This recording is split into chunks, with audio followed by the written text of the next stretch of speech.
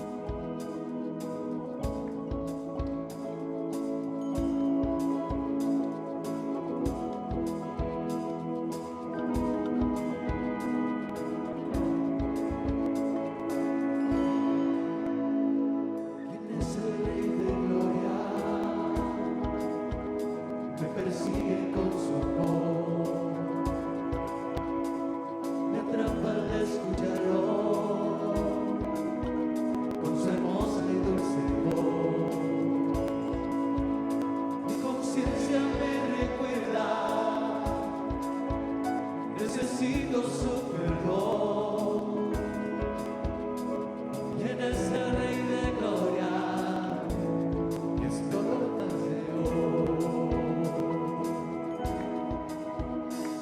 ¿quién es el Rey del cielo? El bendito Rey de paz.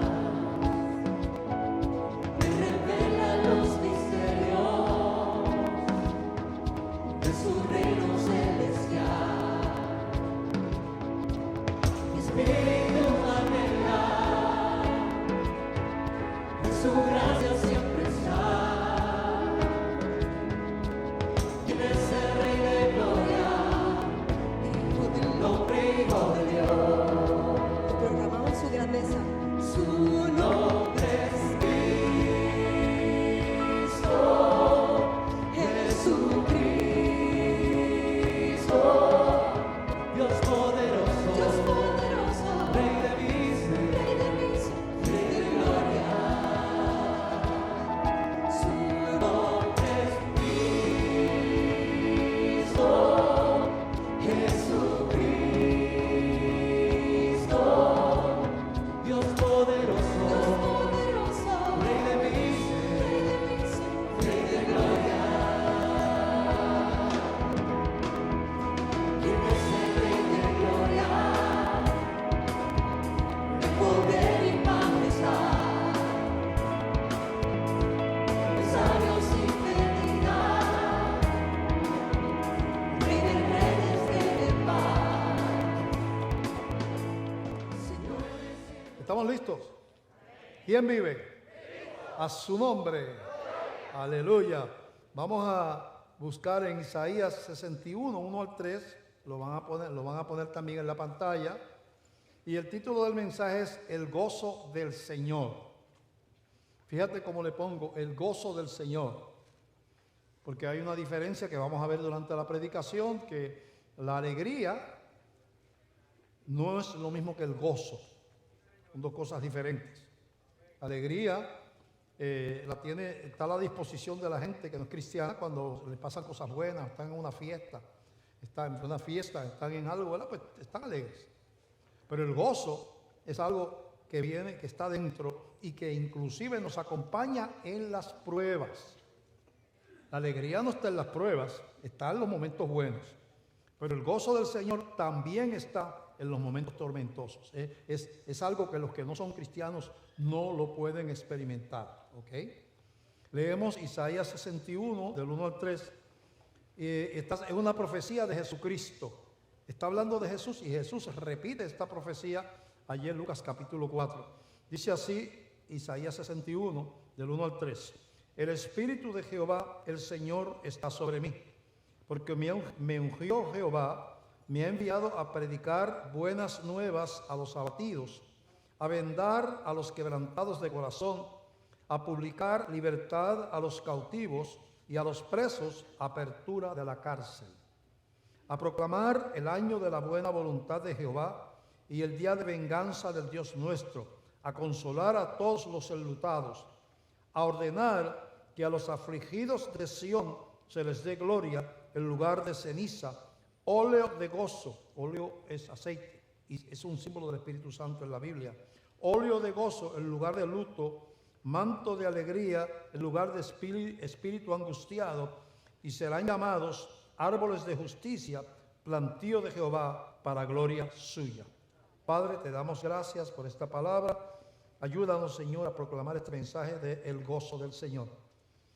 Señor, que tu Espíritu nos lleve a orar, a clamar a ti por ese óleo de alegría para la iglesia. El gozo que viene de arriba, no el gozo que viene del mundo. En tus manos lo ponemos, Señor, dándote gracias en el nombre de Jesús. Amén, amén. En Lucas capítulo 4, Jesucristo comienza su ministerio. Primero, es llevado al desierto por el Espíritu, ¿verdad? Dios tenía que pasar por ese proceso de la tentación. Dice Lucas 4, del 1 al 4, Jesús lleno del Espíritu Santo. Mira ese principio. Jesús lleno del Espíritu Santo. Dice, pero Cristo no es Dios. Jesús se humanó. se hizo hombre y se despojó de su gloria. Entonces, Él nos enseña el camino, además de ser un Salvador, es un modelo.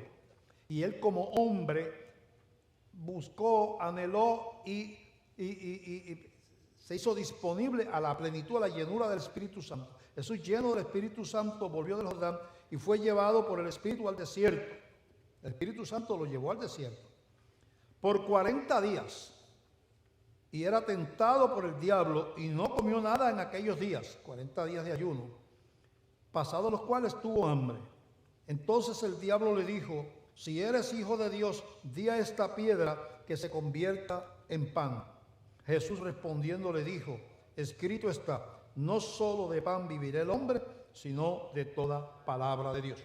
No vamos a hacer, el pasaje sigue, no lo vamos a seguir leyendo, leemos hasta ahí nada más para introducir el tema. Entonces vemos que Jesús está siendo probado. Allí el diablo le sigue ofreciendo cosas para que Jesucristo no cumpla su ministerio terrenal. De alguna manera el diablo identificó que él era ese que era el que él temía que viniera, el que decía la profecía de Génesis que le iba a pisar a la cabeza a la serpiente, que es Satanás. Y él trata de seducir a Cristo como hizo con Eva y con Adán, para que siguieran sus instrucciones y se salieran de las instrucciones del Padre, pero con Jesús no pudieron hacerlo. Jesús entonces es probado, él sale victorioso de esa prueba, y en Lucas 4:14 habla cuando él regresa del desierto y comienza su ministerio a predicar por las calles de Israel y a reclutar a sus discípulos, todo lo demás que hizo hasta que murió en una cruz. Y dice así del 14 al 21: y Jesús volvió en el poder del Espíritu a Galilea, y se difundió su fama por toda la tierra de alrededor, y enseñaba en las sinagogas de ellos, y era glorificado por todos. Vino a Nazaret, donde se había criado, y en el día del reposo entró en la sinagoga, conforme a su costumbre, y se levantó a leer. Y se le dio el libro del profeta Isaías, y habiendo abierto el libro, halló el lugar donde estaba escrito, y ahora viene la cita que acabamos de leer, leída por Jesucristo mismo, diciendo: hoy es el cumplimiento de aquella profecía. Dice, leyó el lugar donde estaba escrito: el Espíritu del Señor está sobre mí, por cuanto me ha ungido para dar buenas nuevas a los pobres, me ha enviado a sanar a los quebrantados de corazón, a pregonar libertad a los cautivos y vista a los ciegos, a poner en libertad a los oprimidos, a predicar el año agradable del Señor. Y enrollando el libro, lo dio al ministro y se sentó, y los ojos de todos en la sinagoga estaban fijos en él. Y comenzó a decirles: hoy se ha cumplido esta escritura delante de vosotros. Aquel de quien hablaba Isaías, que venía a darle libertad a los cautivos, a hacernos recobrar la vista porque estamos ciegos, a traer las buenas nuevas, aquella óleo de alegría, gozo de alegría, que se refiere al Espíritu Santo. Decimos que óleo, el aceite en la Biblia es símbolo del Espíritu Santo. Óleo de alegría como vino después de su muerte el Espíritu sobre la iglesia, y es nuestra fuente de gozo es precisamente ese Espíritu Santo. Así es que vemos el cumplimiento de las profecías. Cuando vemos la iglesia primera va al aposento alto a esperar la venida de ese Espíritu Santo que no podía venir hasta que Cristo muriera. Jesucristo dijo: es necesario que yo me vaya, porque si yo no me voy, no vendrá el Espíritu Santo, el cual estará con ustedes para siempre. Yo vengo por un tiempo a pagar un precio, a morir por una causa que es la salvación de ustedes, del pueblo de Dios. Pero les dejo al Espíritu Santo, ¿verdad? Entonces, le dice a la iglesia, después que se le aparece resucitado, después de muerto, a los discípulos, dice: vayan a Jerusalén y esperen hasta que reciban poder del Espíritu Santo, y haya venido sobre nosotros el Espíritu Santo para que me sean testigos en Jerusalén, Judea, Samaria y hasta lo último de la tierra. Y ellos van y esperan en un aposento alto 50 días después de la Pascua. Por eso se llama Pentecostés, una fiesta que se celebraba 50 días después de la Pascua. Pentecostés, pentágono es una figura de 5 lados. Eso de pentágono, eso tiene que ver con 5, 50. Eso quiere decir eso. Pentecostés, la fiesta de los 50 días después. Eso es lo que quiere decir. Entonces, ese día viene el Espíritu Santo sobre la iglesia y vemos que ocurre lo que estaba profetizado, dice Hechos del 43, cómo era la vida de los primeros cristianos. Y sobrevino temor a toda persona y muchas maravillas y señales eran hechas por los apóstoles cuando vino el Espíritu Santo. Todos los que habían creído estaban juntos y tenían en común todas las cosas. Produjo unidad en el cuerpo, amor entre la iglesia. Por eso es que es tan necesario un avivamiento espiritual. Y vendían sus propiedades y sus bienes y los repartían a todos según la necesidad de cada uno. Murió con ese derramamiento del Espíritu, murió la codicia natural, esto es mío, los demás que se mueran. Y no que la gente que tenía vendía y los que no tenían, los pobres, pues lo compartían con ellos, ¿verdad? Dice, y perseverando unánimes cada día en el templo y partiendo el pan en las casas, comían juntos con alegría y sencillez de corazón, y alabando a Dios y teniendo favor con todo el pueblo. Y el Señor añadía cada día a la iglesia los que habían de ser salvos. Era una iglesia alegre, una iglesia que celebraba la presencia de Dios. Una iglesia que dice que tenía favor con el pueblo. La gente veía algo en ella, gente, un amor tan grande. Ellos veían lo que había producido el Espíritu Santo en esa gente, que dice que el Señor añadía todos los días gente a la iglesia. Porque no hay mayor testimonio que la evidencia del Espíritu Santo en una iglesia. No hay mayor testimonio que eso. Es pasar de lo religioso a la experiencia. Eso es lo que hemos estado orando aquí. Pasar de lo religioso a la experiencia manifiesta de Dios en medio de su pueblo. Como se supone que es la iglesia, que fue diseñada para ser una institución sobrenatural. No es un club social. Así es que el mensaje de hoy es ese gozo que es un don del Espíritu Santo y que todo redimido tiene acceso a ese gozo. Si es cristiano, si recibió al Señor, si es cristiano, tiene al Espíritu Santo, porque si uno se convierte de corazón, el Espíritu viene a morar a todos los creyentes. Dice la Biblia que el que no tiene al Espíritu de Cristo no de él. Así que la evidencia de nuestra salvación, las arras de nuestra herencia, es el Espíritu Santo que mora en los creyentes. Así que usted esté triste o esté alegre, o esté haciendo algo que no debe. Si usted se convirtió, es un cristiano rebelde, si está haciendo cosas que no debe, pero es un hijo de Dios que está rebelde si se convirtió, ¿verdad?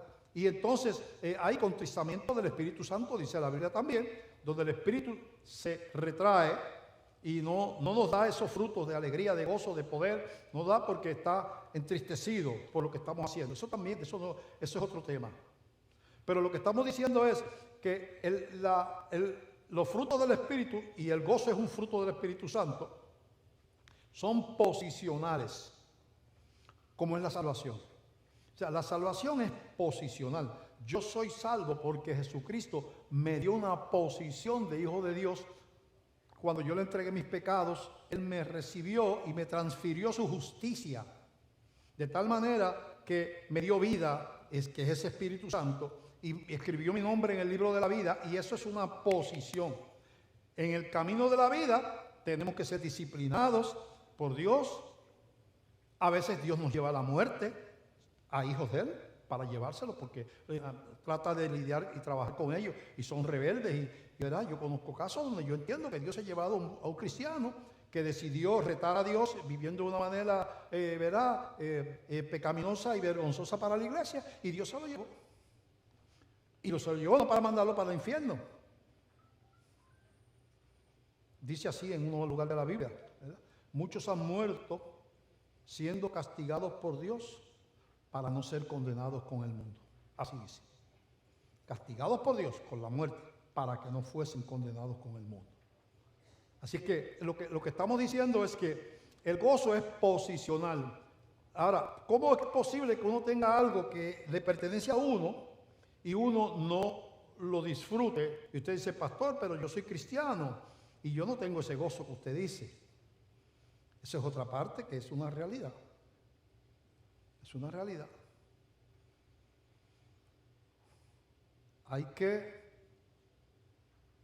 Hay ciertas cosas que la soberanía de Dios demanda que nosotros lo cultivemos. Ahora que somos libres, porque somos sus hijos, que lo cultivemos. Que son cosas que requieren disciplina, requieren fe.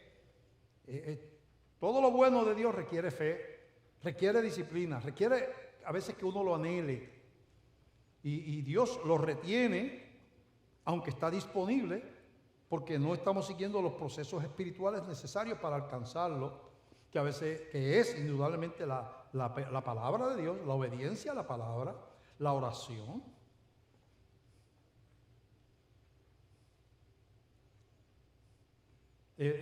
Otras cosas que tienen que ver con la adoración a Dios, la sujeción. O sea, hay cosas que hacen que uno crezca espiritualmente y hay cosas que hacen que uno disminuya espiritualmente.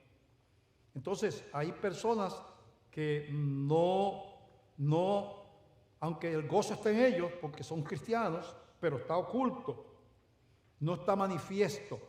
Yo pongo un ejemplo de una persona que quiere cultivar tomates, consigue la mejor semilla de tomates que hay en el mercado, tiene una buena tierra, tiene agua, y él decide, pues voy a sembrar tomates porque voy dentro de 4 o 5 o 6 meses, yo no sé cuánto se tardan los tomates en producir, yo voy a tener esos redonditos, hermosos tomates rojos, jugosos, y va a comprar la semilla, la tira en la tierra, hace una zanjita, las tira, la cubre y se va. Cuando viene a los 5 meses, deja ver cuántos tomates tengo allí. No sabe ni dónde sembró los tomates. Porque primero, si dejó la semillita afuera, las aves del cielo se la comieron. Si no llovió, se secó. Porque no le echó agua.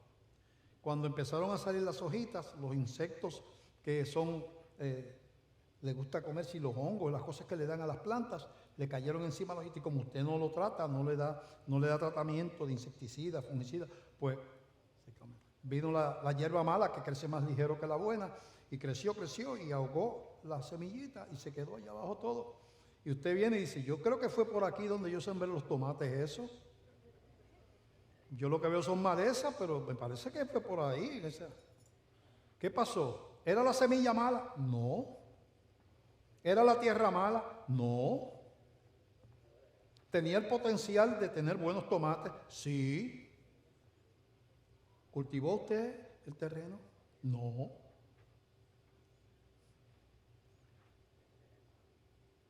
Y lo que era potencial, que estaba intrínseco, él tenía la capacidad genética de producir buenos tomates, tenía la capacidad química, el terreno, ¿verdad?, para producir buenos tomates, no se lograron.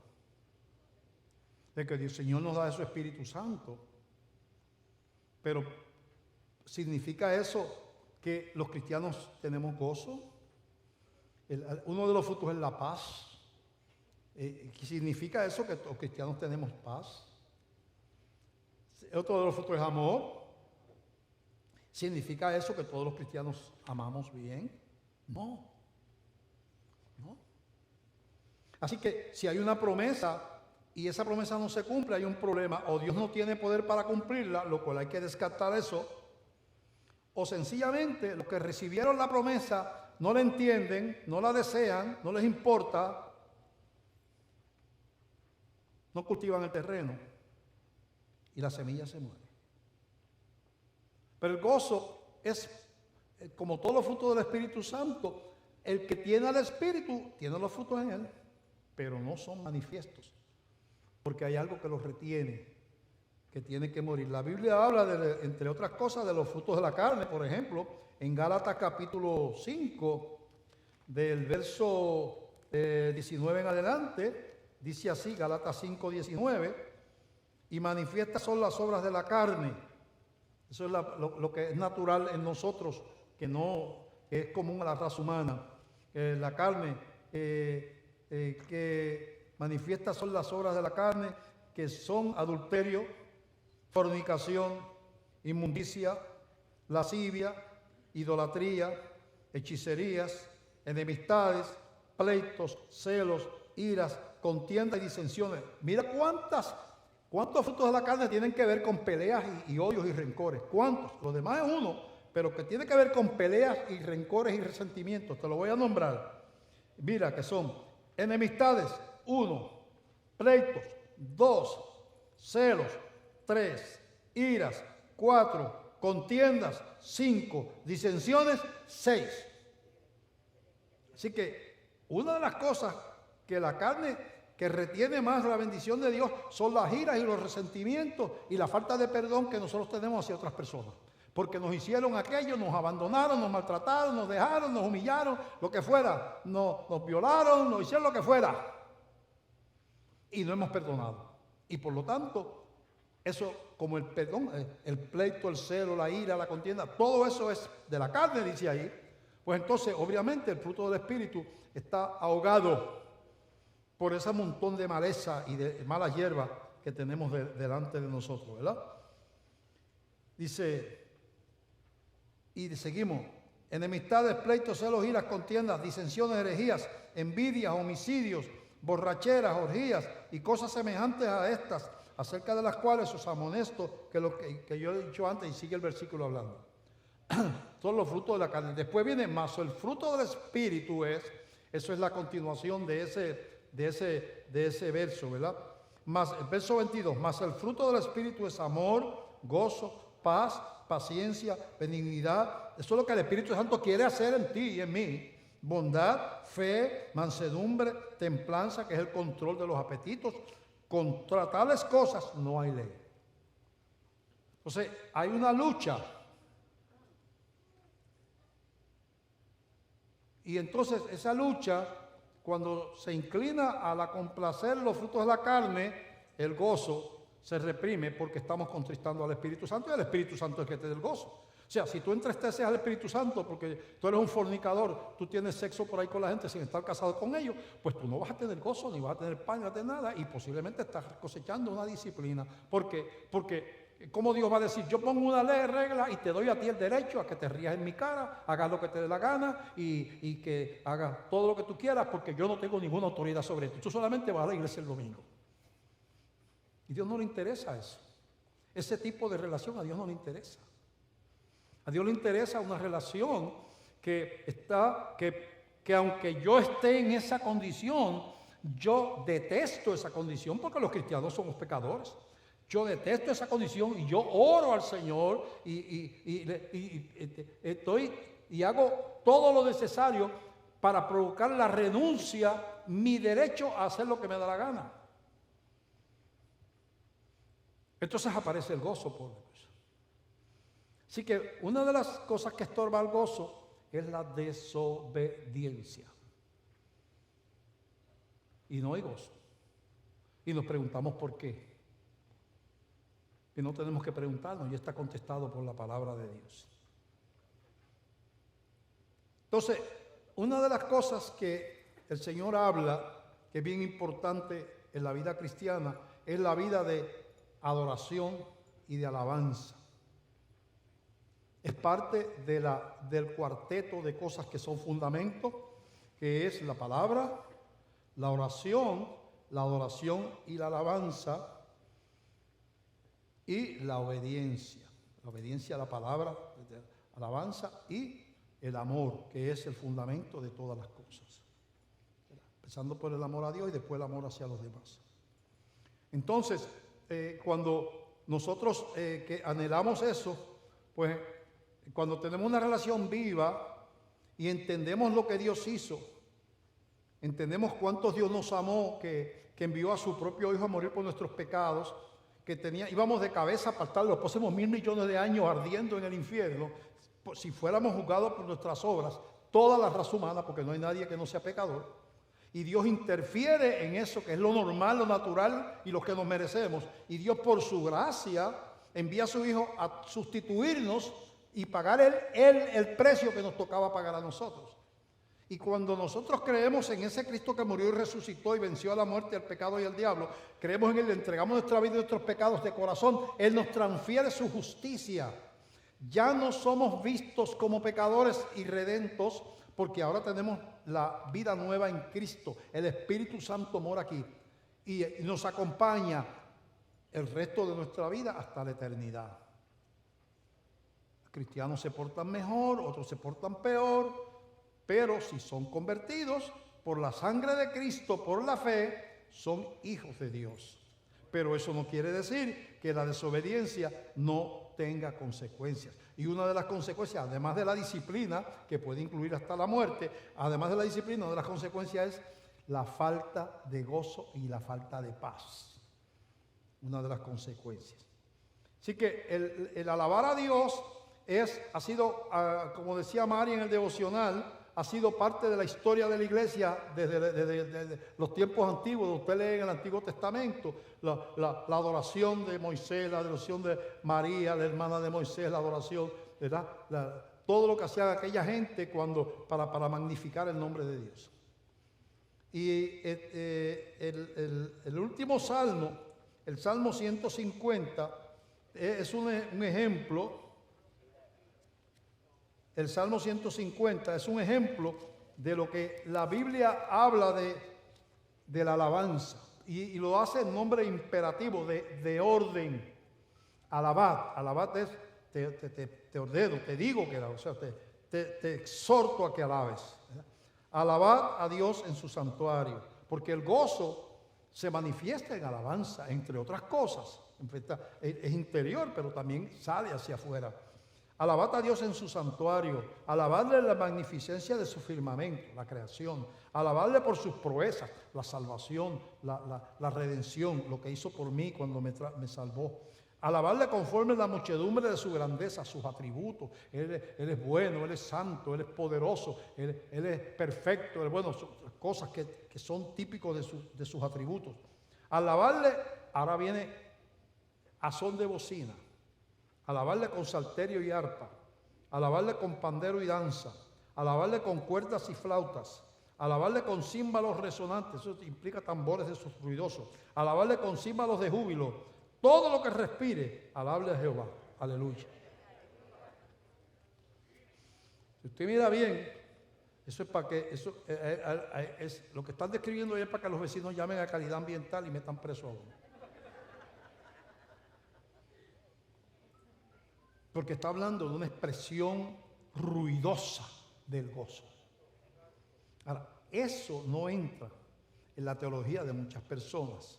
Y ahora viene un paréntesis en lo que el mensaje del gozo que estamos hablando, y tiene que ver con la manera en que adoramos en las iglesias.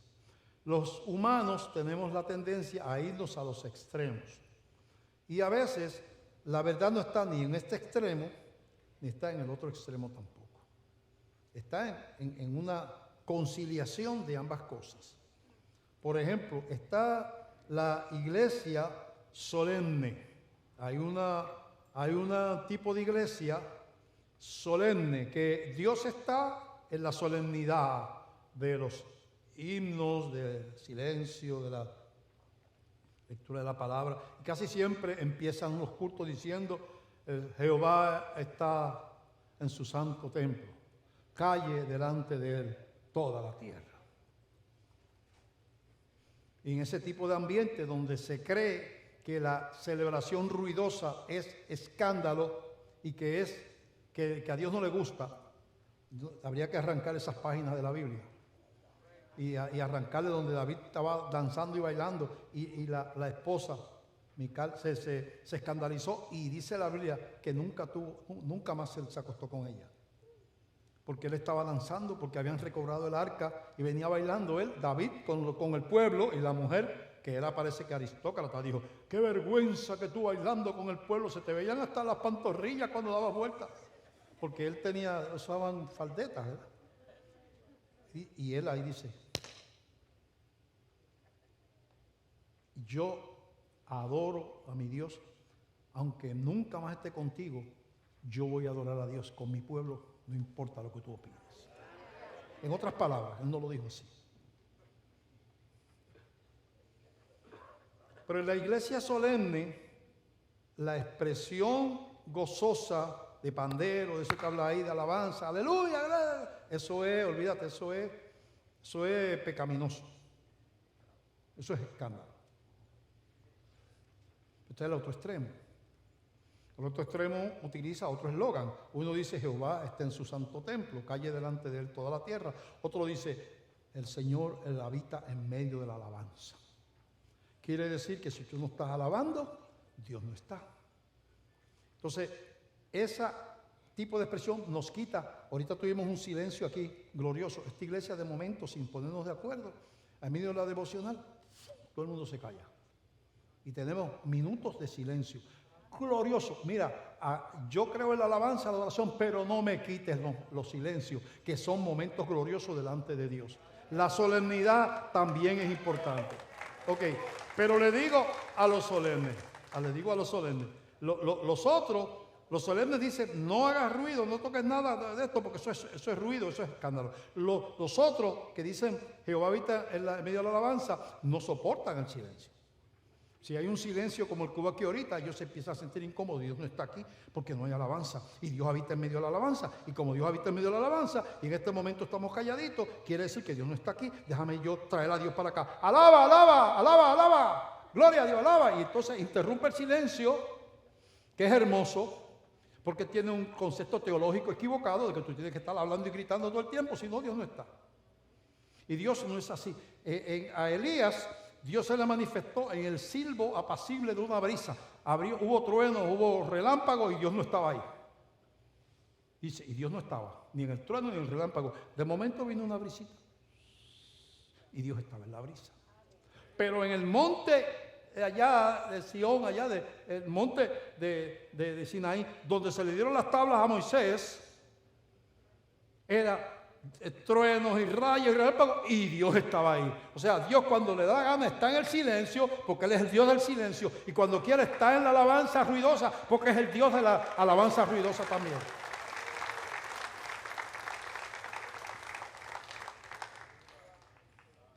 Y tú en tu iglesia, lo que hagas de corazón, hazlo.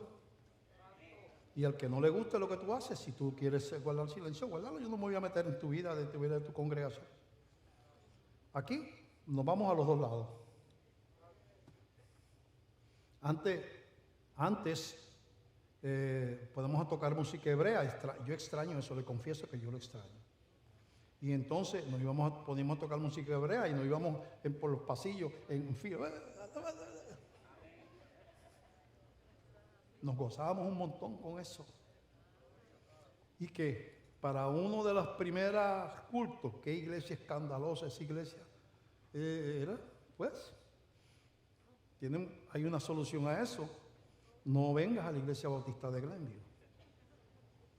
Para los otros lados, que van al otro extremo, de momento nos quedamos todos calladitos. O tocamos música suavecita. Ay, esa iglesia está muerta. Necesitan unos cuantos cheerleaders para avivarla.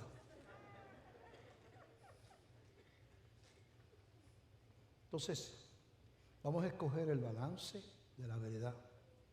El Señor está en su santuario y sí hay que callar delante de Él toda la tierra. Está en su templo, sí.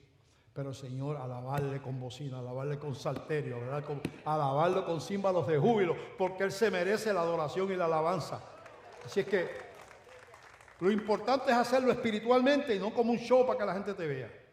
Eso es lo importante. Que tú no estés dando un espectáculo para que... Eso es para Dios, no para los hombres, ¿verdad? Eso es importante. Así que vemos entonces esos principios. Hay algo que aparece en Hebreos 1, del 6 al 9. Hebreos 1, del 6 al 9, dice así.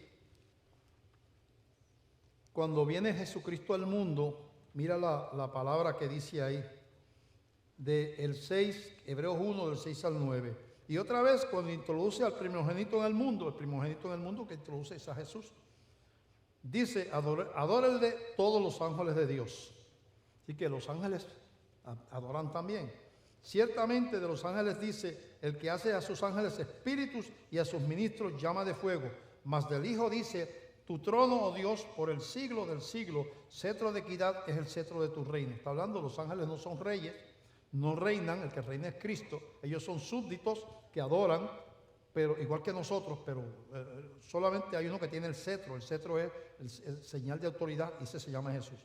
Has amado la justicia y aborrecido la maldad, por lo cual, mira esta descripción de lo de Jesús, por lo cual te ungió Dios, el Dios tuyo, con óleo de alegría más que a tus compañeros. Le está hablando a Jesús. A Jesús el Padre lo ungió con óleo de alegría, que eso se llama Espíritu Santo, más que a tus compañeros. Jesús tenía alegría, tenía gozo. Y en muchos lugares decía, mi alma se regocija. Yo no sé, tenía gozo, el gozo que viene de arriba.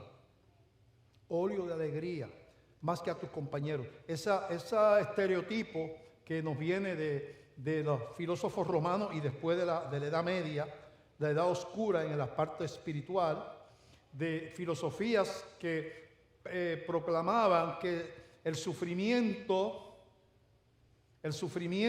y el abstenerse de muchas cosas y padecer y todo eso purificaba. Y habían órdenes religiosas que la gente se flagelaba y dormía en el piso y hacían cosas bien, porque eso los purificaba. Dios no quiere que tú sufras. El sufrimiento viene, pero Dios no quiere que tú te lo provoques. Eso es masoquismo, no es virtud. Entonces, ese estereotipo de Jesucristo que es cultural y no es bíblico, de un Jesucristo en una cruz que pesa 80 libras, casi muerto, no se ve un chorro de costillas por fuera. Jesucristo era un hombre trabajador, criado con un carpintero, hasta los 30 años, trabajando en el taller de su padre, eso dice la Biblia. Y en aquel tiempo, carpintero, no había serra eléctrica, ni taladro eléctrico, ni de esas cosas, era todo a mano. Y a mano era que se labraban las cosas y había que martillar a mano y había que hacer las cosas a mano, había que cargar los troncos, lo que se fuera a trabajar a mano. No habían grúas, no habían camiones. Jesucristo tiene que haber sido un hombre fuerte, no el flaco ese que pintan por ahí, que parece es más afín al espíritu ese, por filosofía, el ascetismo, el estoicismo, que es aguantar el dolor y sufrir, ser imperturbable ante el dolor y el sufrimiento. El masoquismo, que tiene que ver con el deleite en el sufrimiento. Son filosofías que se llenó el cristianismo de eso. Pero no es bíblico. Jesucristo tenía óleo de alegría más que sus compañeros. Quiere decir que Jesucristo tenía gozo. Yo me imagino caminando por las calles y por los campos de Israel y las risas que se escuchaban. Oraban y eso, pero se reían. Hay gente que cree que el cristiano que se ríe mucho es que no es espiritual. Tiene que tener cara de limón para ser espiritual. Y hay iglesias que tienen ese espíritu de limón. ¿Entiendes? Tú tienes que tener cara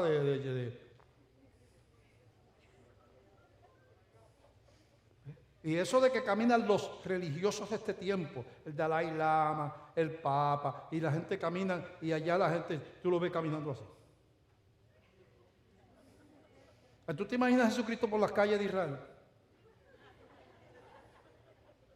Porque eso es santo. Jesucristo caminaba como caminaba todo el mundo.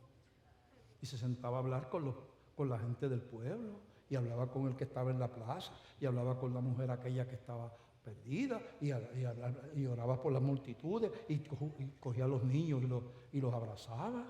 Era un Jesús normal. ¿O es que para ser espiritual hay que ser raro?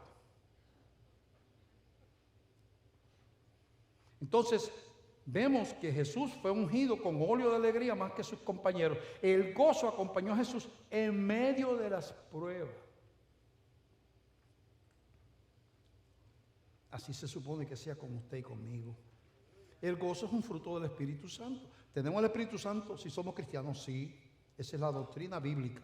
Si es cristiano, tiene el Espíritu Santo. Ok, ¿está el gozo manifestado en ti? No. ¿Por qué? Pues las preocupaciones, tengo unas metas que no he logrado, me dejó esta relación que yo tenía, el hijo mío está así de esta manera, tengo esta familiar enfermo, o yo estoy enfermo por acá, estoy sin trabajo. O sea, mientras tú vayas a buscar el gozo en que te salgan las cosas bien, te voy a hacer una profecía.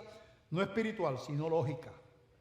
Si buscas el gozo en los bonanzas de la vida, te garantizo que tendrás una vida sin gozo. Porque aunque de momento te vaya todo bien, como le fue a todos esos millonarios, Howard Hughes, que eso era un hombre multimillonario y productor de cine, y hacía aviones y hacía cuantas cosas hay, los últimos 20 o 30 años de su vida los pasó metido en una casa, se trastornó, sin bañarse, le traían comida esterilizada, con las uñas así que le llegaban acá abajo, parecía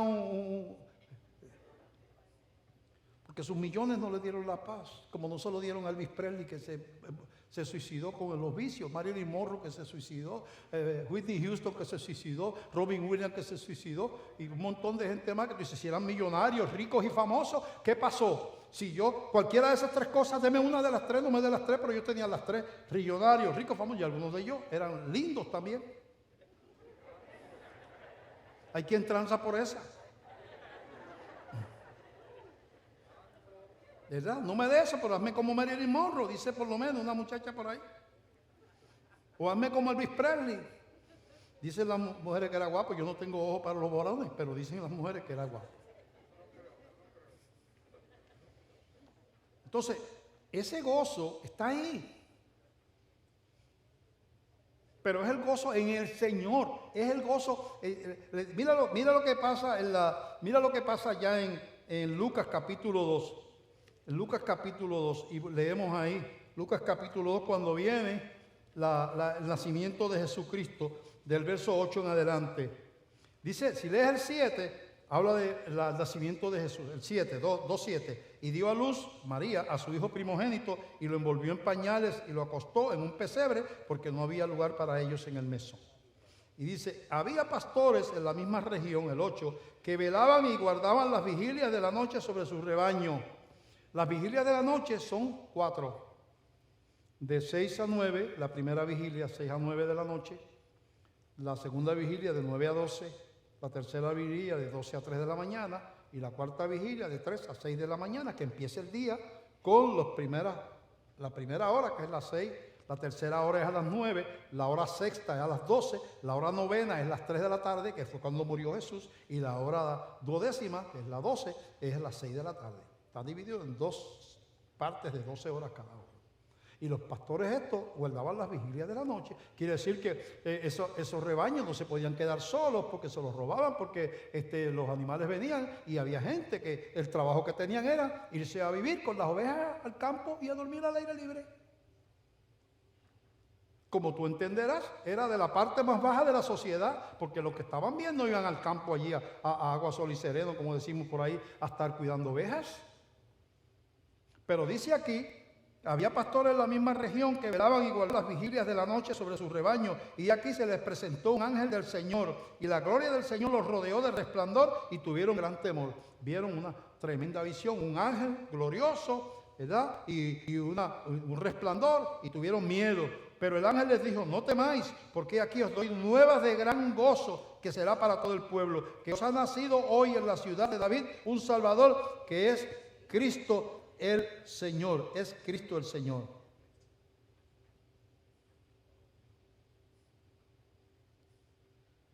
¿Cuál era la buena nueva?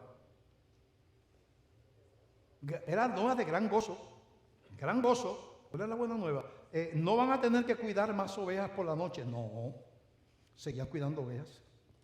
No van a tener más necesidad de recursos económicos porque van a ser ricos delante, no, seguían siendo pobres.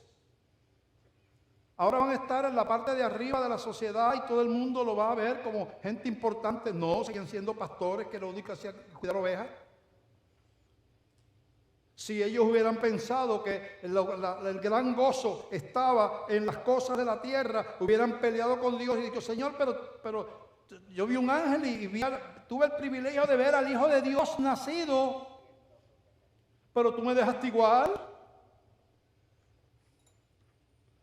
Sigo cuidando ovejas, pero la nueva de gran gozo era que Dios, el Salvador del mundo, estaba allí y le estaba Dios abriendo una puerta a esos pastores para que ahora mismo, de seguro, porque si Dios los llamó es porque los eligió, esos pastores hace 2000 años que están allá gozándose con el Señor. Porque las nuevas de gran gozo era que esos pastores, igual que el resto de la raza humana, nos merecemos el infierno. Pero por la gracia de Dios, Dios envió un Salvador. Le está diciendo, ya tu destino no es el infierno. Ahora tú no tienes que caminar solo. Yo te voy a dar a Dios, te voy a dar el Espíritu Santo para que camine contigo por la vida. Esas son las buenas nuevas de gran gozo. Así que, vida victoriosa y gozo, haciendo el trueque con Dios de que si tú me das, yo te sirvo. Y si tú me das, yo te adoro. No va a funcionar. No va a funcionar. Tienes que ser como Moisés. Tú tienes que apreciar que él salía, el pueblo se quedaba afuera en el campamento y Dios mandó a sacar el tabernáculo de ahí, lo puso afuera porque el pueblo no amaba a Dios, no lo respetaba. Y entonces Dios mandó a sacar el tabernáculo que estaba ahí adentro del pueblo y lo puso fuera. Y Moisés iba allá y adoraba y el pueblo se quedaba mirando las tiendas y Moisés allá adorando. Y la gloria de Dios descendía y Dios hablaba con Moisés cara a cara, dice la Biblia. Y cuando viene Dios y le dice, yo lo voy a introducir en la tierra, porque yo se los prometí, en la tierra prometida, los voy a sacar del desierto, pero yo no voy a estar con ustedes, le dice a Moisés, probando a Moisés. Y Moisés le dice, que tú no vas a estar con nosotros. No. Yo le prometí, lo voy a llevar. Y dice, Señor, si tú no vas con nosotros, yo me quedo aquí contigo. Tu presencia para mí, el desierto contigo es mejor que la tierra de la abundancia sin ti. Es mejor ser un cristiano pobre que no ser un millonario inconverso. Es mejor ser un cristiano pobre económicamente, porque las riquezas del cielo las tenemos todos, pobre económicamente, y no ser un artista famoso. Es mejor ser un cristiano pobre y no ser el dueño de supermercados, de aviones, líneas aéreas, lo que sea. Es mejor ser cristiano pobre y no ser presidente de una nación o algo por el estilo. Porque el mayor tesoro del mundo es Dios. Entonces el gozo necesita revelación. Esta revelación está ahí. Tú eres cristiano, está ahí. Pero cuántas cosas tú tienes que rendir que están estorbando que el gozo sea cumplido. Cuántas cosas hay en tu vida que no le agradan a Dios y tú te aferras a ellas. Cuántas cosas hay en tu vida, cómo están tus prioridades. En tu escala de cosas importantes en la tierra, ¿qué lugar ocupa Dios? Es una añadidura a tu trabajo, a tu familia, al dinero, al éxito social. Y tú añades a Dios para que te ayude cuando hayan problemitas. O Dios está al tope de tus prioridades. Está ahí el gozo. Tú tienes al Espíritu, está ahí. Pero como los tomates de la siembra, la maleza ha cubierto la semilla. Yo le quiero pedir perdón al Señor por omisiones, decisiones malas, prioridades que no tenga bien, actitudes o acciones que no sean del agrado de Dios. Yo le quiero pedir perdón al Señor en este día, delante de ustedes. Todos los que me quieran acompañar en eso se pueden poner de pie en este momento.